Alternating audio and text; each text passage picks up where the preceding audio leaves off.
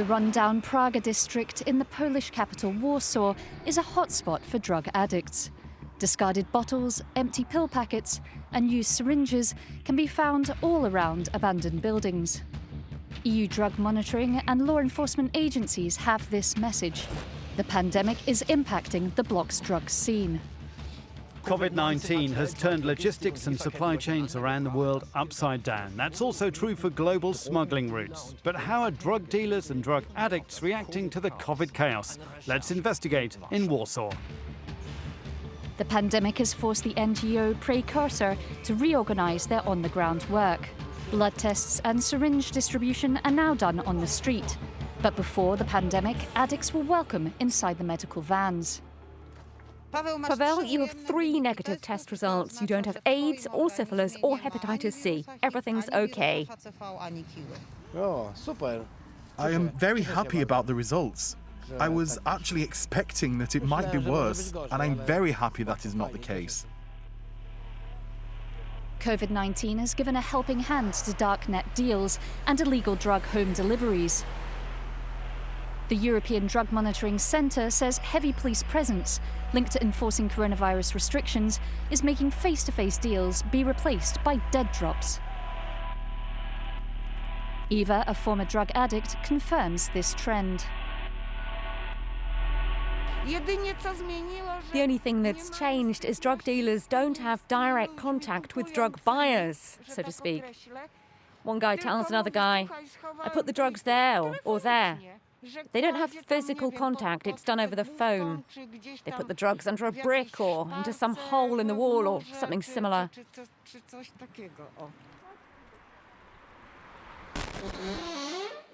We talked to Archer, a former truck driver involved in drugs and crime. He spent time in prison for kidnapping. Since his release, he has struggled with heroin addiction. In 2020, he started substitution treatment, but he is also homeless, and the pandemic is making finding work difficult. Because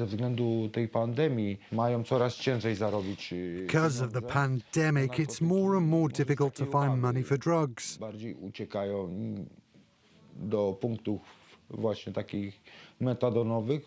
Maybe this fear is the reason addicts need to start drug substitution programs, because they're panicking about the pain of withdrawal.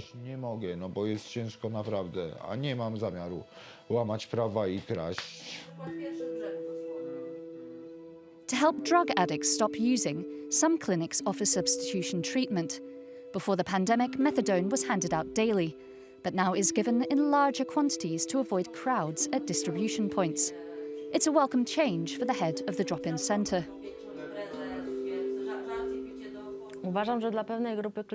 I think that there is a group of people for whom daily visits are harmful because they create a favourable environment for drug dependency, as they are grouped with other drug addicts. Being forced to come here often creates frequent contacts with other drug users and those looking to sell drugs. That's toxic and dangerous for them. The Polish Drug Policy Network is pushing for legal solutions to make methadone available at pharmacies. We meet Olga. She used to be a heroin addict. After becoming ill and having enough of drugs, she started substitution therapy. She is against switching from daily to weekly handouts for everyone. Dzień dobry. Nice to meet you. Nie oszukujmy się, ludzie, którzy to nawet nie muszą. Well, to be honest, there are quite a few people taking part in the methadone programs not to get rid of their addictions. For some of them, methadone is not a medicine to replace drugs. They don't even take it when they get it, they resell it. Due to the pandemic, they are now getting enough methadone for 2 weeks and they sell it. Everyone knows that with this money, they don't buy something to eat, they buy drugs.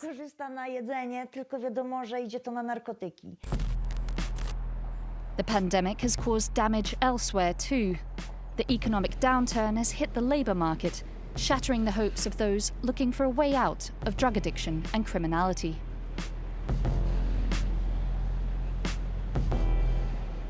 The pandemic changed my life. After I left prison, I managed to find a job. Everything seemed fine at first. I had a flat, but then due to COVID-19, I lost them, both the job and the flat. So it got to the point where I had to choose between becoming homeless or start stealing again. I know that many people have had to face this situation. They've had to choose between one of two paths because of the pandemic.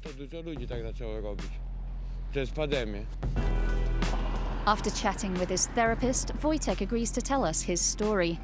He had a nice job in a fancy bar. The COVID-19 disaster forced him back into his former life.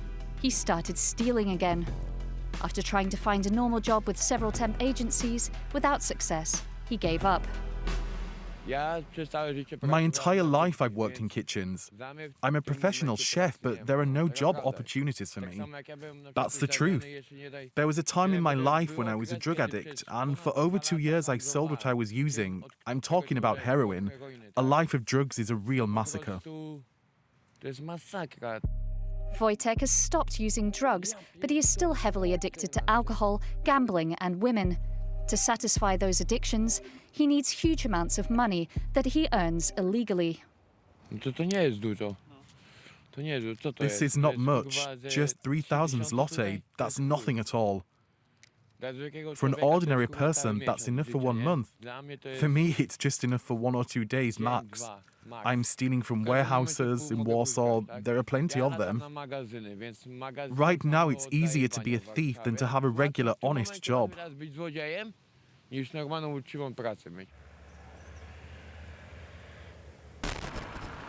Next, we head to the Polish border guard.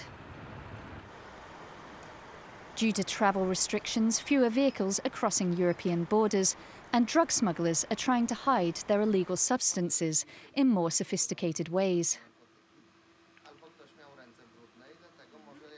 We've had more cases where drugs are hidden in car frames.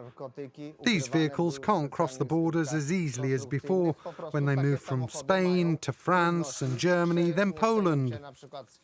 We think that organised criminal groups will try to get back to pre-COVID levels. They want their profit margins from this criminal activity back up again, and they will intensify their efforts. The first wave of COVID-19 reduced the volume of trans-border drug trafficking for a while, but organised crime groups adapted. The battle against drugs goes on.